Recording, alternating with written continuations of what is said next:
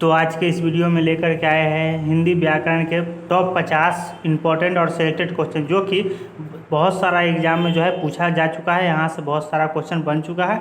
आप सभी लोग जो है मेरे साथ बने रहिए, ये बेहद इंपॉर्टेंट सेशन होने वाला है। अगर चैनल पर नए हो तो चैनल को लाइक शेयर सब्सक्राइब जरूर कर लें। चलिए यहाँ पे हम क्वेश्चन स्टार्ट करते हैं। आप सभी लोग बने रहिएगा और जो क्वेश्चन का आंसर आपको पता होगा उसका कमेंट बॉक्स में कमेंट जरूर करिएगा। चलिए आज का पहला क्वेश्चन स्टार्ट करते हैं कि यहाँ पे पहला क्वेश्चन लेकिन 7 से ही हो गया। इसको जो सीरियल नंबर थोड़ा गड़बड़ा गया है, इसको थोड़ा सा ध्यान से देखिएगा, ठीक है। यहाँ पहला क्वेश्चन है कि उच्चारण की दृष्टि से वह है, वह क्या है। तो वह जो है वह का उच्चारण स्थान आपको बताना है। तो वह का उच्चारण स्थान जो है दंतोष्ठे हो जाएगा। दंतोष्ठे आपका करेक्ट आंसर हो जाएगा। चलिए अगला क्वेश्चन की ओर चलते हैं।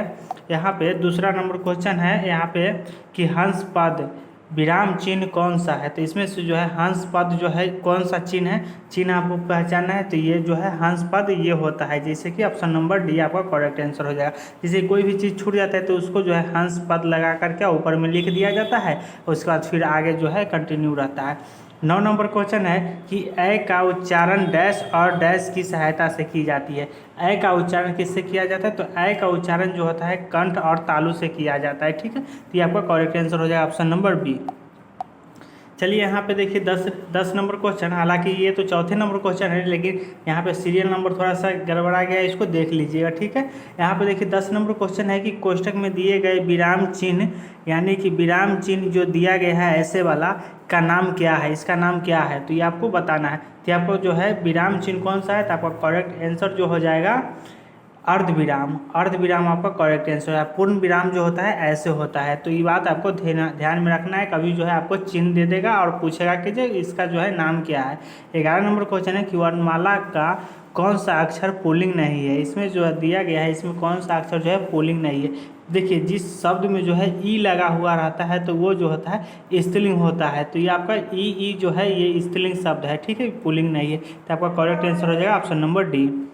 चलिए यहाँ पे अगला क्वेश्चन है 12 नंबर की जिन वर्णों का उच्चारण स्वतंत्र होता है उसे क्या कहते हैं। तो जिन वर्णों का उच्चारण जो है स्वतंत्र होता है उसको स्वर कहते हैं, ठीक है। वही व्यंजन जो होता है, व्यंजन में जो है व्यंजन और स्वर का मेल होता है, ठीक है। तो ये बात को ध्यान में रखना है। और जो स्वर होता है वो पूर्णतः स्वतंत्र होता है। तो आपका correct answer option number D हो जाएगा। चलिए अगला क्वेश्चन है 13 नंबर द जोड़ अ क स अ, ये यानी कि दिया गया है, इसका जो है आपको कौन सा शब्द बनेगा ये आपको बताना है, ठीक है। तो यहाँ पे आपको देखिए द अ से क्या बनेगा, तो द बनेगा। अ क और स से क्या बनेगा, तो अक्ष बनेगा, ठीक है। अक्ष में जो है अ जो है ये पहले से ऑलरेडी है। तो ये कौन सा शब्द बना, तो दक्ष। तो दक्ष आपका करेक्ट आंसर हो जाएगा। ऑप्शन नंबर डी जो है करेक्ट आंसर हो जाएगा। यहाँ पे देखिए दक्ष दो दिया गया है, तो दो नहीं होगा, मतलब कि कोई एक के वही, या तो सी कर दीजिए नहीं तो डी कर दीजिए। आपका करेक्ट आंसर दोनों है, ठीक है। अब देखिए यहाँ पे 14 नंबर क्वेश्चन है कि ढ वर्ण का उच्चारण स्थान है डैश और वर्ग है। तो यहाँ पे जो है ढ का उच्चारण स्थान क्या है, तो टवर्ग है, ठीक है। और इसका ढ का उच्चारण होता है चौथा, ट ठ ड ढ। ढ जो होता है 4 नंबर में आता है। तो इसका कौन सा स्थान है, तो चौथा है। और कौन सा वर्ग में आता है, तो ट वर्ग में आता है। चलिए अगला क्वेश्चन है 15 नंबर की लिपि चिन्हों को क्रमबद्ध समूह को क्या कहते हैं। तो लिपि चिन्हों के क्रमबद्ध समूह को क्या कहते हैं। तो आपका करेक्ट आंसर जो हो जाएगा वो हो जाएगा वर्णमाला, ठीक है। तो वर्णमाला ऑप्शन नंबर बी आपका करेक्ट आंसर हो जाएगा। उसके बाद देखिए 16 नंबर क्वेश्चन है कि हिंदी भाषा में ह्रस्व स्वरों की संख्या कितनी होती है। तो हिंदी भाषा में जो है ह्रस्व स्वरों की संख्या कितनी होती है, तो आपका करेक्ट आंसर हो जाएगा 4 हो जाएगा, ठीक है। ह्रस्व 4 होता है, यानी कि छोटा वाला अ आ ई, छोटी ई और छोटा ऊ, आ नहीं अ और री होता है, ठीक है। अब देखिए यहाँ पे 17 नंबर क्वेश्चन है कि ऐसी कौन सी दो मात्राएं हैं जिसका प्रयोग तो किया जाता है किंतु उसका समावेश स्वर में नहीं किया जाता है। तो आपका करेक्ट आंसर जो हो जाएगा वो हो जाएगा अंग और अ। ये आपका correct answer option number C हो जाएगा। 18 नंबर क्वेश्चन है उच्चारण के दृष्टि से संबल ध्वनि का कौन सा वर्गीकरण है। तो संबल ध्वनि का जो है कौन सा वर्गीकरण है, तो आपका करेक्ट आंसर जो हो जाएगा वो हो जाएगा आपका संपृक्त ध्वनि, संपृक्त ध्वनि आपका करेक्ट आंसर हो जाएगा ऑप्शन नंबर डी। चलिए यहाँ पे देखिए अगला क्वेश्चन है 19 नंबर है कि किस स्वर के उच्चारण में दीर्घ स्वर के से भी अधिक समय लगता है। किस स्वर के उच्चारण में दीर्घ स्वर से भी अधिक समय लगता है, तो आपका करेक्ट आंसर हो जाएगा पुलुत। पुलुत स्वर के उच्चारण में जो है दीर्घ स्वर से भी ज़्यादा समय लगता है, क्योंकि इसका उच्चारण जो है करने में बहुत ज़्यादा समय लगता है। जैसे कि ओम, तो ओम को उच्चारण करने में जो है 3 गुना समय लगता है, तो ओम जो है वो पुलुत स्वर के अंतर्गत आता है। उसको देखिए यहाँ पे 20 नंबर क्वेश्चन है कि वर्णमाला में स्पर्श व्यंजनों की संख्या कितनी होती है। तो वर्णमाला में जो है स्पर्श व्यंजनों की संख्या 25 होता है, जो कि टवर्ग, तवर्ग, पवर्ग, चवर्ग और चवर्ग, तवर्ग, पवर्ग और कवर्ग। ठीक है, ये पांचों होता है, सभी में जो है 5-5 होता है, तो 25 को हो जाता है स्पर्श व्यंजन की संख्या। तो आपका करेक्ट आंसर हो जाएगा 25। अब चलिए अगला क्वेश्चन की ओर चलते हैं। यहाँ पे है स्वर ए आई का उच्चारण स्थान कौन सा है। तो ए आई का उच्चारण स्थान कौन सा है, तो आपका करेक्ट आंसर जो हो जाएगा वो हो जाएगा कंठ और तालु। कंठ और तालु आपका करेक्ट आंसर हो जाएगा। 22 नंबर क्वेश्चन है कि शब्दकोश में क के बाद कौन सा व्यंजन दिखाई देता है। तो क के बाद जो है कौन सा वर्ण दिखाई देता है, तो ख दिखाई देता है। आपका करेक्ट आंसर हो जाएगा ऑप्शन नंबर, सॉरी यहाँ पे ख नहीं हो जाएगा, यहाँ पे हम भी मिस्टेक कर गए।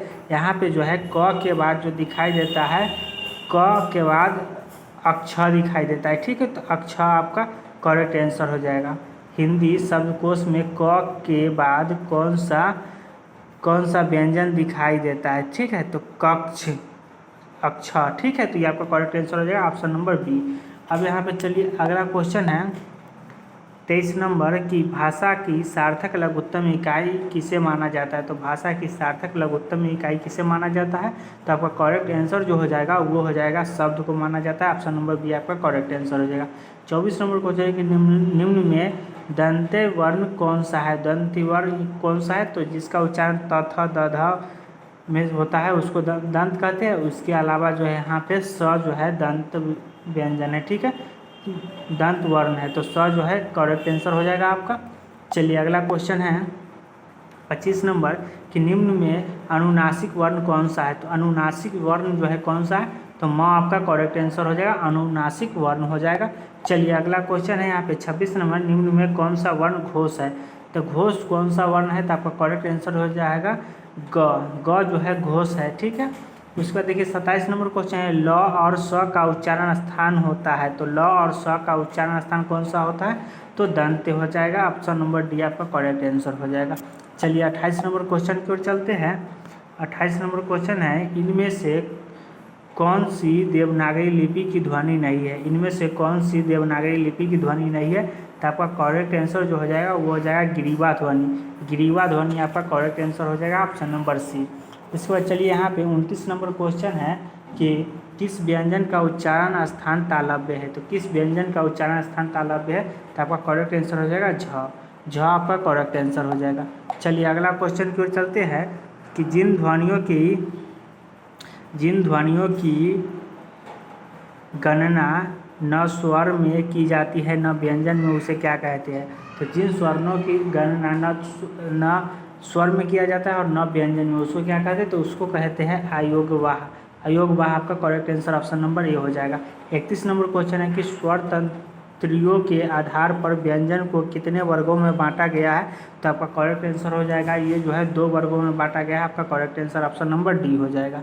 चलिए अगला क्वेश्चन है यहाँ पे 33 नंबर की प्रत्येक शब्द के वर्तनी के सभी वर्णों को उसी क्रम में अलग अलग दिखाना क्या कहलाता है। तो क्या कहलाता है, तो आपका करेक्ट आंसर जो हो जाएगा वर्ण विच्छेद कहलाता है। आपका correct answer option number A हो जाएगा वर्ण विच्छेद। अब यहाँ देखिए 33 नंबर क्वेश्चन है कि स्वरों का उच्चारण जो होता है वो किससे होता है, तो बिना किसी की सहायता से होता है। तो आपका करेक्ट आंसर हो जाएगा ऑप्शन नंबर बी, स्वर के उच्चारण में कोई दूसरा वर्ण की सहायता नहीं होता है, वही व्यंजन के उच्चारण में जो है दूसरे वर्ण की सहायता लिया जाता है। 34 नंबर क्वेश्चन है कि निम्न में से कौन सा स्वर का वर्गीकरण नहीं है। इसमें से जो है कौन सा स्वर के वर्गीकरण नहीं है, तो आपका करेक्ट आंसर जो हो जाएगा वो हो जाएगा द्वित्व। द्वित्व जो है स्वर का वर्गीकरण नहीं है, ये आपका करेक्ट आंसर हो जाएगा। चलिए अगला क्वेश्चन है कि 35 नंबर, निम्न में कौन सा शब्द प्रत्यय और प्रयत्न और उच्चारण के आधार पर व्यंजन का वर्गीकरण नहीं है, तो कौन नहीं है, तो आपका करेक्ट आंसर जो हो जाएगा सघोष आपका करेक्ट आंसर हो जाएगा। 36 नंबर क्वेश्चन है, जिन स्वरों के उच्चारण में 2 मात्रा का समय लगता है या ह्रस्व से 2 गुना समय लगता है उसको क्या कहते हैं, तो उसको जो है गुरु कहते हैं, यानी कि दीर्घ कहते हैं। ठीक है, तो आपका करेक्ट आंसर ह्रस्व स्वर और दीर्घ स्वर, दो स्वर भी 2 प्रकार का होता है। ठीक है, ह्रस्व स्वर और ह्रस्व स्वर को और गुरु स्वर नहीं, ह्रस्व स्वर 2 प्रकार के, लघु स्वर और गुरु स्वर, तो आपका करेक्ट आंसर हो जाएगा गुरु स्वर आपका करेक्ट आंसर हो जाएगा। चलिए अगला क्वेश्चन की ओर चलते हैं। 37 नंबर क्वेश्चन है कि जिन व्यंजन ध्वनियों के उच्चारण के समय तंत्री में कंपन होता है उस उच्चारण स्थान के आधार पर ध्वनियों के वर्गीकरण और उसका क्या स्थान है, तो क्या स्थान है, तो आपका करेक्ट आंसर हो जाएगा काकल्य। काकल्य आपका करेक्ट आंसर हो जाएगा ऑप्शन नंबर बी। उसका देखिए 38 नंबर क्वेश्चन है, विसर्ग का उच्चारण स्थान क्या है, तो विसर्ग का जो उच्चारण स्थान है वो है कंठ है। कंठ है आपका करेक्ट आंसर हो जाएगा ऑप्शन नंबर डी।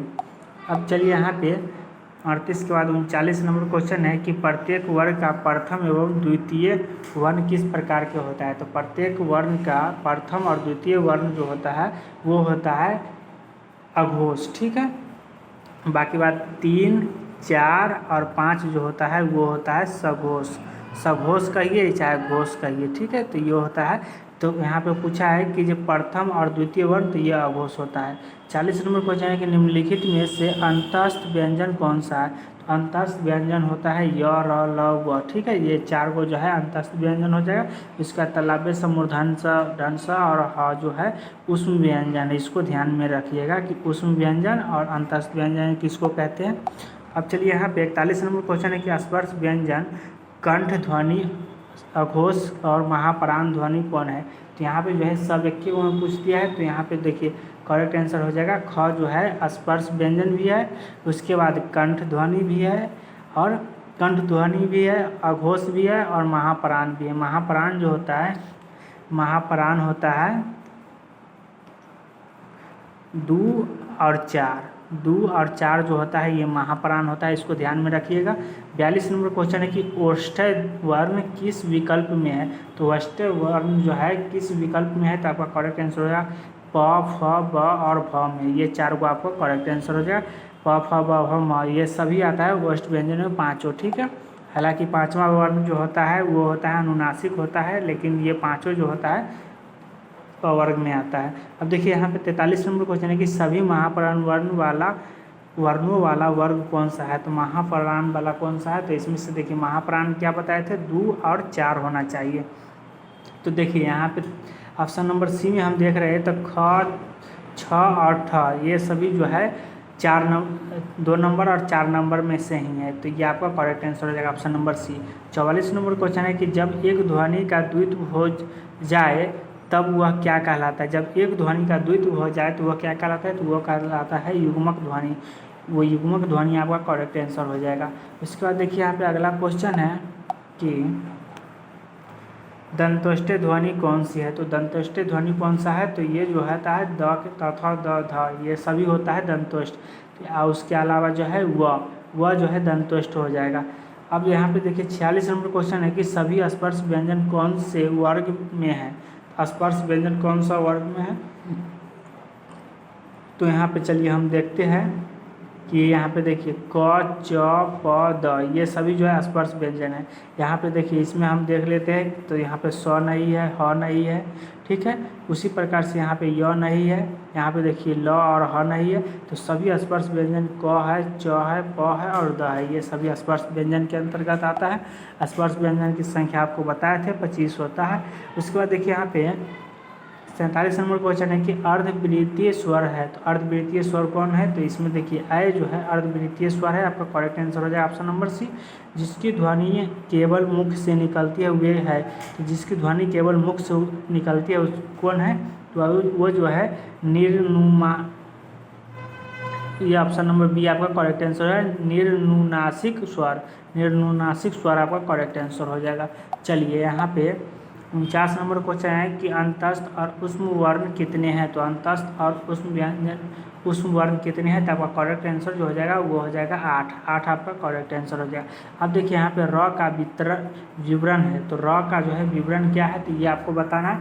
तो ये जो है यह है आपका वात्सल्य, लुंठित, सघोष और अल्पप्राण व्यंजन है। ये आपका करेक्ट आंसर हो जाएगा ऑप्शन नंबर ए। अब चलिए यहाँ पे 51 नंबर क्वेश्चन है कि काकल्य वर्ण कौन सा है। तो इसमें से जो है काकल्य वर्ण कौन सा है, तो देखिए ह जो है काकल्य वर्ण है, ये आपका करेक्ट आंसर हो जाएगा ऑप्शन नंबर सी। उसके बाद चलिए यहाँ पे य का उच्चारण स्थान क्या है, ये आपको बताना है। तो य का जो है उच्चारण स्थान है वो तालु हो जाएगा, ऑप्शन नंबर ए आपका करेक्ट आंसर हो जाएगा। अब देखिए यहाँ पे 53 नंबर क्वेश्चन है कि निम्न में से कौन सा समूह सही नहीं है। तो निम्न में से कौन सा समूह जो है सही नहीं है, तो आपका करेक्ट आंसर हो जाएगा जो ये हो जाएगा मूर्धन्य च, छ, ज और झ, ये जो है सही नहीं है,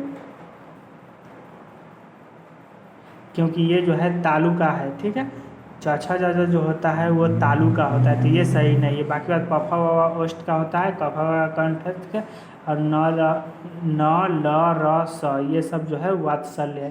तो ये आपका correct answer option number A हो जाएगा। अब देखिए यहाँ पे अगला क्वेश्चन है 54 नंबर की स्पर्श दंतष्ट सघोष अघोष और महाप्राण वर्ण कौन सा है। तो ये आपका करेक्ट आंसर जो हो जाएगा इसका, तो ये हो जाएगा आपका थ जो है महाप्राण के अंतर्गत आता है, यहाँ पे दूसरा नंबर है, तो इसीलिए महाप्राण हो जाएगा। उसका दंतष्ट त थ द जो होता है दंतोष्ट में आता है, तो थ जो है दंतोष्ट हो जाएगा।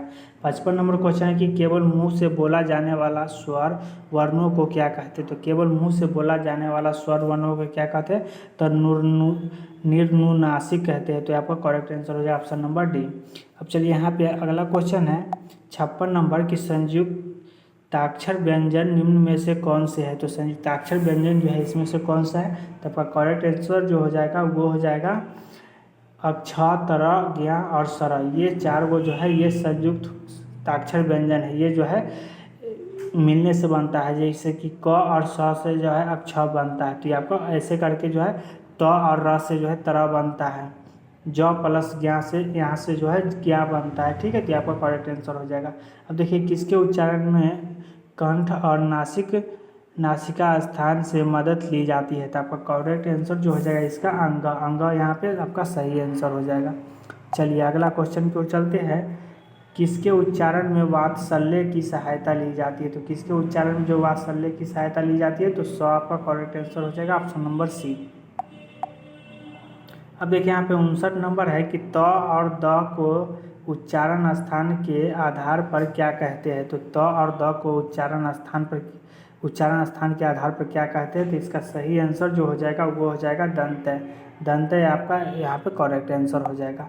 उसके बाद देखिए यहाँ पे 60 नंबर क्वेश्चन जो है कि तालव्य ध्वनियाँ कौन सी है। तो तालव्य ध्वनि जो है आपको कौन सा, तो यहाँ पे आपका सही आंसर जो हो जाएगा वो हो जाएगा इसमें से सभी है, इसमें से च छ जो हो जाएगा ये सभी जो है इसका करेक्ट आंसर हो जाएगा। ठीक है, हाँ यहाँ पे ऑप्शन नंबर डी आपका करेक्ट आंसर हो जाएगा।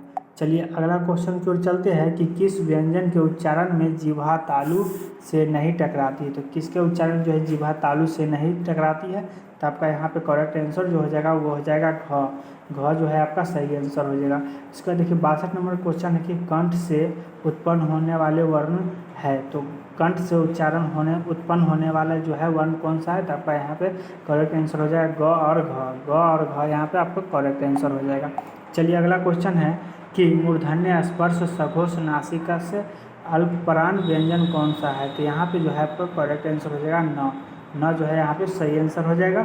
64 नंबर क्वेश्चन है कि निम्न में अनुनासिक वर्ण कौन सा है। तो अनुनासिक वर्ण जो है कौन सा है, तो ये अनुनासिक वर्ण जो है न है। न आपका करेक्ट आंसर हो जाएगा। चलिए अगला क्वेश्चन की ओर चलते हैं कि निम्नलिखित में से किस विकल्प में अनुनासिक का प्रयोग है। तो किस में जो है अनुनासिक का प्रयोग है, तो आपका करेक्ट आंसर जो है चांद और सांस में जो है अनुनासिक का प्रयोग हुआ है, तो ये आपका करेक्ट आंसर हो जाएगा। 66 नंबर क्वेश्चन है कि ए और संयुक्त स्वर कौन से है, तो ए और आई जो है संयुक्त स्वर है, यहाँ पे आपका करेक्ट आंसर हो जाएगा। इसके बाद चलिए यहाँ पे अगला क्वेश्चन है कि ह्रस्व दिखाई नहीं देता है, उसको ऊपर कर लेते हैं। ह्रस्व और दीर्घ प्लुत किसके प्रकार है, तो ये जो है ये सभी किसके प्रकार, ये आपको बताया, तो ये जो है स्वर के प्रकार, ह्रस्व, दीर्घ स्वर और प्लुत स्वर, ये जो है स्वर के प्रकार है ये सभी। इसको देखिए 68 नंबर क्वेश्चन है, ह का उच्चारण स्थान है, तो ह का उच्चारण स्थान क्या है, तो ये जो है कंठ है, ह का उच्चारण स्थान कंठ आपका करेक्ट आंसर हो जाएगा। चलिए अगला क्वेश्चन की ओर चलते हैं कि निम्नलिखित में से कौन सा तालव्य वर्ण नहीं है, तो इसमें से जो है कौन सा तालव्य वर्ण नहीं है, तो आपका करेक्ट आंसर जो हो जाएगा वो हो जाएगा क, जो है तालव्य वर्ण नहीं है। अब 70 नंबर क्वेश्चन है कि भाषा की सबसे छोटी इकाई क्या है, तो भाषा की जो है सबसे छोटी इकाई है वो है वर्ण, वर्ण आपका करेक्ट आंसर हो जाएगा ऑप्शन नंबर सी। अब देखिए यहाँ पे 71 नंबर क्वेश्चन है कि ओठों की आकृति के आधार पर निम्नलिखित में से कौन सा आवृत्तिमुखी स्वर है, तो आपका करेक्ट आंसर जो हो जाएगा वो हो जाएगा ई जो है आपका करेक्ट आंसर हो जाएगा। उम्मीद करता हूँ कि आपको समझ में आया होगा। यहाँ पे जो है आपको 60+ क्वेश्चन लेकर के आए थे हिंदी विषय के, आप इसमें से कितना सही कर पाए हैं कमेंट बॉक्स में कमेंट जरूर करिएगा। मिलते हैं फिर नेक्स्ट वीडियो में, तब तक के लिए धन्यवाद।